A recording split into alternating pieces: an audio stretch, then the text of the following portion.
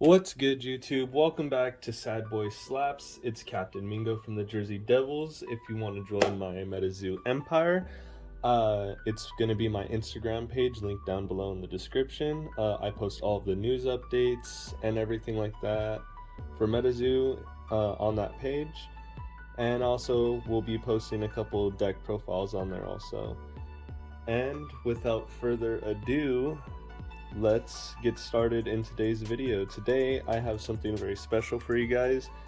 This has won me countless games just because you can't predict it. If it's your first time going against it, it's really like unpredictable.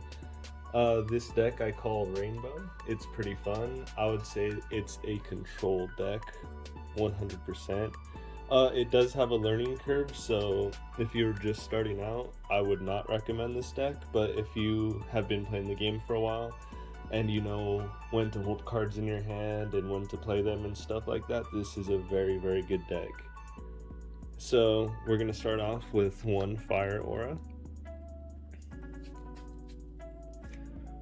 4 Light Aura,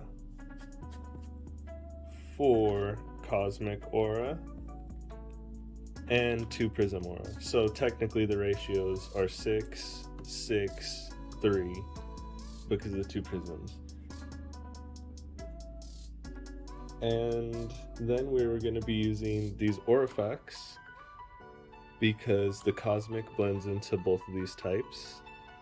And this is only for first game, not second game. So in game 2, we'll switch this out with our Dark engine, and we'll be running 5 types, or you could take out the Fire engine and these to switch out for the other cards we have in the side deck. The side deck is very flexible for this, which I really like and enjoy, and it's like a toolbox. Think about this deck as a giant toolkit. So now that we got the aura out of the way, we'll get into the monsters. Now, for monsters, I play 2 air rods. The reason why we play this is just to stack our deck and fix it. If we don't like a card at the top, then we can put it to the bottom and hopefully draw into something better. Or if it just so happens to be a Cosmic card that's a free draw, and then we get to cycle him back into the deck to get that again, because he is searchable with Lizard People if we really need that. The next 1-drop we have is Jellyfish. Honestly, I just love Jellyfish in general. Technically, this guy hits for 50 because of the poison damage done after 2 turns. If he's the second beast he played, he generates 2 aura, so you could play air rods into Jellyfish into one of our Lizard People or any of our other Cosmic 2-drops. But yeah, Lizard People is going to be the next card in this deck. I really like Lizard People just because he searches. He makes aliens just viable. This makes multicolored aliens really viable. Sadly, this is not it, but I will be building a multicolor alien with the same types: light, dark, fire, cosmic deck with just pure aliens, because he's able to search out whatever the heck we need in that deck. Next we are playing Dark Watchers at 1. If you can play this card at 2, play it at 2.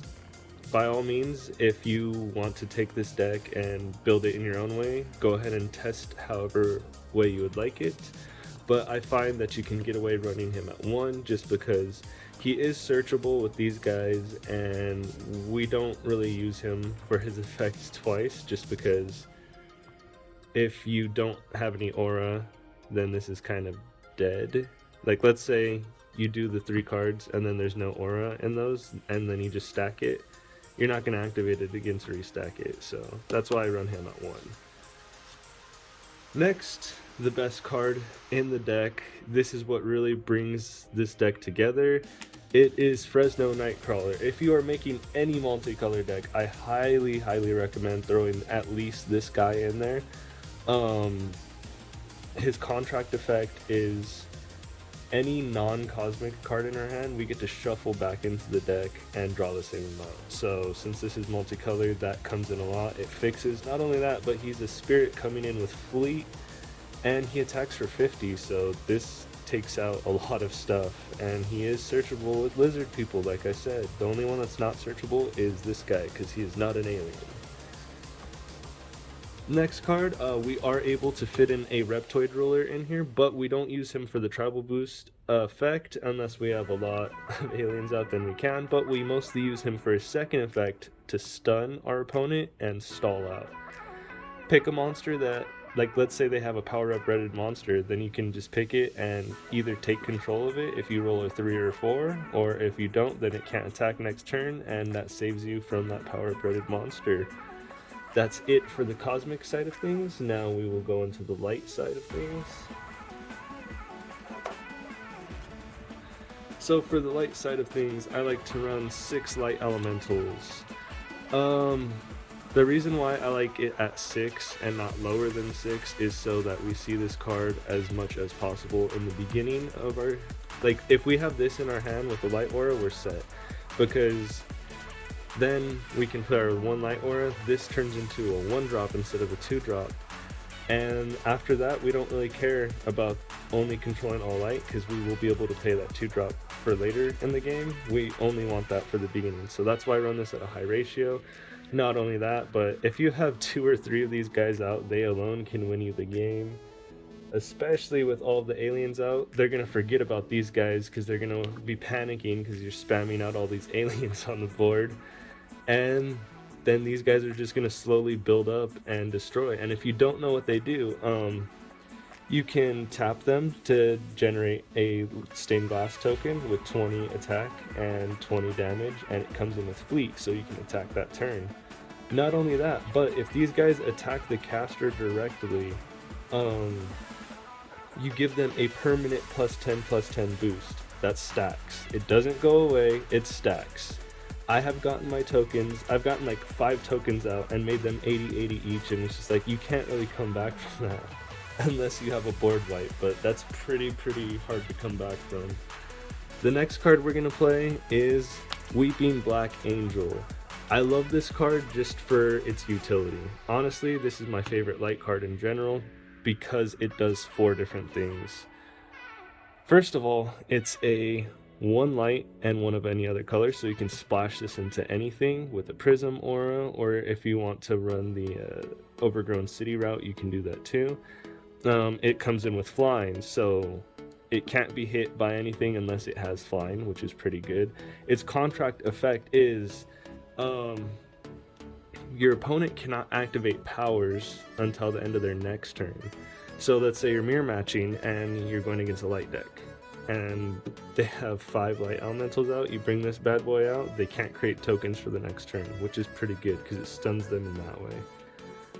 Number 2, this guy can attack spirits, which these light elementals are spirits, again for the mirror match, or for anything, because if we power up red this guy, he becomes a spirit killer.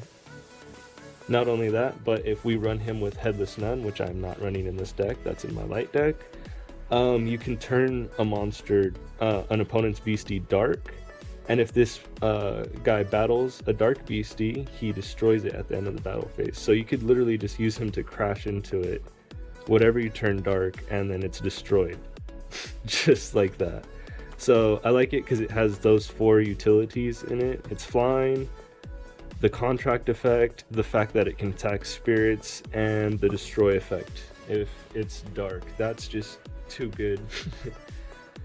The next card we run is Dragon of Okanto Falls Walmart promo. I like it for the stun effect. Again, we are playing control. I like to control the board, so if we can stun the entire board with his double flash, I'll take it. He's also flying, and he has this ability to where if there's a real rainbow in eyesight, so I would just have like a toy rainbow or something like that, he can flash the entire opponent's field, so he could just stun, and he can activate that twice, so you're basically guaranteed that head flips. Or if we throw in some UFO, I believe there's a card that lets the first coin flip always be heads. Not only that, but since we're running so many different aura types, this card gains 15 for each aura type represented in the arena, and he has 3 burn on him. so he's pretty good. And he's the reason why this deck is called Rainbow, because I am a light player at heart, and Dragon of Oconto Falls is my favorite light card. Shout out to Jet Yates. This is my favorite Dragon of Oconto Falls so far. Next, let's get into the fire side of things. The fire side of things is more spells. We are playing, if you can play 4 Unholy Fire, I would recommend it, but I like Explosion just because Unholy Fire does damage us. We'll get into both these right now. Unholy Fire is a 1 fire, 1 neutral, making this really easy to get just because we need a Prism Aura or just one of our fire auras and we can cast this. That's why I like it. It deals 50 damage to target page and deals 25 damage to you. Both you and the target are inflicted with burn. If either target already had burn, set the counters to 6. So, yeah, it's pretty good. Explosion just does a straight up 50 damage to a target, inflicts it with burn, and then another 10 splash damage with burn, which I really like. We use this just to, if our opponent has, like, let's say, let me give you a scenario. Let's say I have my Oconto Falls out with a couple aura.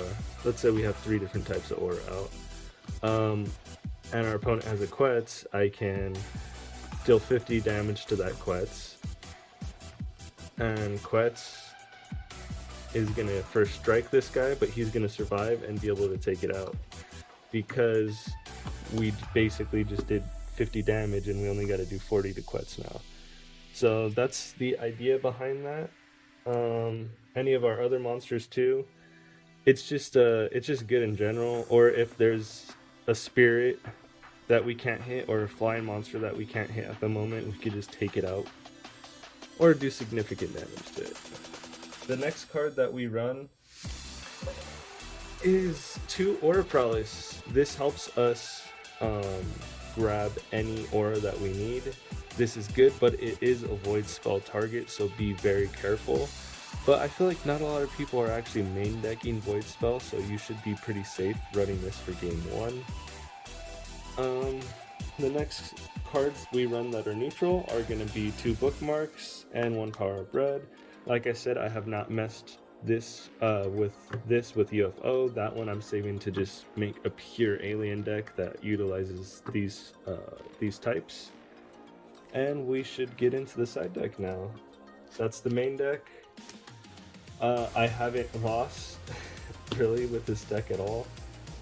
I have lost, but testing, I like to do 10 in a row. So this game, this deck won 8 games out of 10 in a row. So that's pretty consistent for me. And I haven't played just those 10 games. I've played more than just those 10 games with this deck, and it's unpredictable. Yeah, like you can run a pure electric deck and that's all good, but it's predictable. People know how to side against that. People know what to expect in a Quetz deck. But when you face a deck with this many different auras, it throws your opponent off. They don't know what your end game is. They don't even know what any of your deck is, what you've thrown in there, how it operates. They don't know what your end goal is. And that is important information if you're playing competitive. That's really, really, really good important information if you're playing competitive. And if you could throw your opponent off like that, I would. That's why I played this and went on an insane win streak with this, honestly. So for our side deck, we have 1 Aura and 4 Hateful Demise to take out Quetz, to take out Frog, to take out Crab. Really anything with 2 traits or spell proof. This will take out an Oconto Falls if we're going against an Oconto Falls deck. Really anything. And the neat thing about this deck is, like I said, the side options. We could just take out 4 of our Aura Facts and 1 of the Aura Prowess, throw this in, and boom, now we're running 5 different auras in there, which is pretty good because there's light, there's cosmic, there's fire, there's dark, and then there's neutral. So that's 5 different aura types right there. Another option is we could just run this as a a cosmic light deck, and we could take out the fire engine, and we could take out the fire, we could just take out all of the Orifacts, and that would free up 9 spaces for us, so we could play 4 anti-potions. I will be replacing this with Null Spell probably, just because Null Spell does it for, it could cancel an anti-potion and it could cancel Orifacts, so I really like that. And we are also running 2 Void Spell in the side, because we don't like first year anniversary celebrations, really. We want to avoid that, because a lot of our monsters are spirit and flying, so we're safe from our opponents attacking us. The next card we're going to run is first year anniversary celebrations. This is good, but it's very situational, just because, like I said, you can take off all of your traits. If you guys don't know what this does, you do 25 damage to anything on the field, and all traits are removed for 2 turns. So your turn, your opponent's turn, and then back to you at the end of your turn, traits go back on. So that's pretty good. that's really, really, really strong. But it's a double-edged sword. You have to use it very smart. We use New Year's New Beginnings. Most people would want to run New Beginnings, but I'm not most people. I like to make my opponent go negative a lot and disrupt my opponent. Like I said, I'm a light player at heart, so I like to play control. And we have some cards in here that we can afford to dump in the graveyard, and if we ever get that situation, we'll use this. What I really like to do this with is I like to play my entire hand and then use this and make my opponent go negative whatever they have also. So it's a very situational card, just don't be trigger happy with it. And the last card we run in here is Righteous Reckoning, because I like board wipes, and I've actually pulled this off. You might not think you can pull it off, but surprisingly enough, with the amount of deck stacking and stuff like that, when I do add a UFO into this will have a lot more draw power, but right now with the deck stacking, this is pretty viable. You can get the 5 aura out pretty fast, especially with the Aura Prowess and Prism Auras.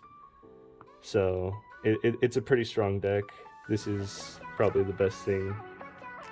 My light deck's pretty strong, but this can handle my light deck. This can handle a lot of decks, honestly. It's built to be an all-arounder. And yeah, if you guys like the video, don't forget to like, subscribe, hit that bell notification to stay up to date on all of my videos. And until next time, I will see you guys later. Peace.